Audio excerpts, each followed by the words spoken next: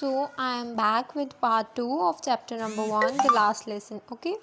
So we were discussing about their class was going on और उनके teacher उनसे participles का टेस्ट था उनका रिवाइज़ करने को बोला था। एम हैमल ने बुलाया था फिर फ्रांस को बताने के लिए पार्टिसिपल्स के बारे में, पर वो बता नहीं पा रहा था।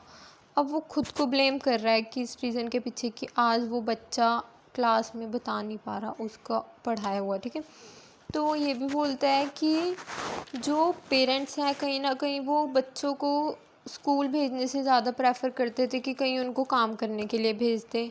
अब वो खुद को ब्लेम कर रहा है कि उसकी भी पुअर परफॉर्मेंस रही है, क्योंकि काफ़ी टाइम वो उनको छुट्टी दे देता था जब उसको मन करता था उसका फ़िशिंग पे जाने के लिए।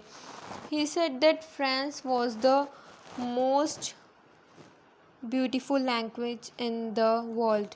अब वो बता रहा है कि फ्रेंच मोस्ट ब्यूटीफुल लैंग्वेज है वर्ल्ड में। Okay, he then open the book and explain the grammar lesson to the students. अब उन्होंने एक ग्रामर का लेसन रीड किया, बुक ओपन की, उसमें से उनको सबको एक्सप्लेन किया वो lesson. Franz was surprised at himself for he understood the lesson very well. अब वो फ्रेंच को सरप्राइज हो रहा था कि आज तक तो मुझे कभी क्लास में लेसन समझ नहीं आया फ्रेंच का, और आज एकदम से बहुत अच्छे से उसको समझ आ रहा था वो lesson. The teacher seems to have explain the lesson more patiently than ever. कुछ ये भी रीज़न था कि टीचर ने आज काफ़ी पेशेंटली उनको वो लेसन एक्सप्लेन किया। It almost seemed as if in the last class he wanted to give them all that he knew. The grammar lesson was followed by a writing lesson. All the children worked quietly and seriously. Franz heard a peasant cawing and wondered if they were also made to sing in German. अब उनके teacher जो थे उन्होंने grammar lesson दिए, उनको writing lessons दे दिए। अब सारे अपना क्वाइटली काम कर रहे थे।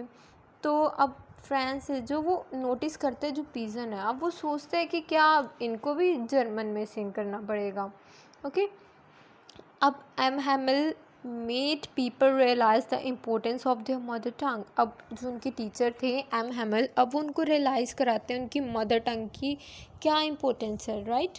While the class was going their writing assignment, M. Hamill sat motionless in his chair staring at the things as if he wanted to remember just how everything looked in that little classroom.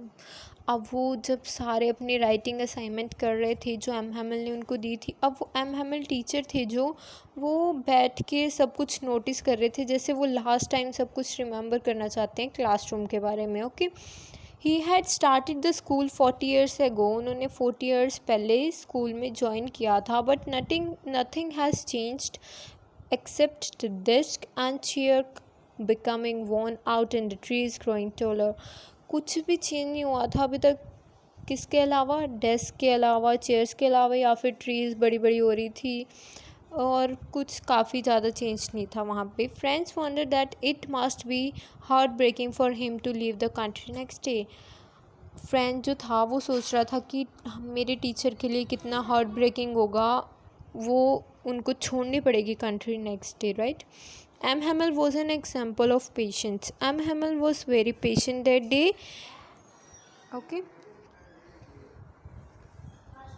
when it was the chance of the children to chant the alphabet, even the old villagers joined in. After some time, the clock struck 12 and it was time to class to end.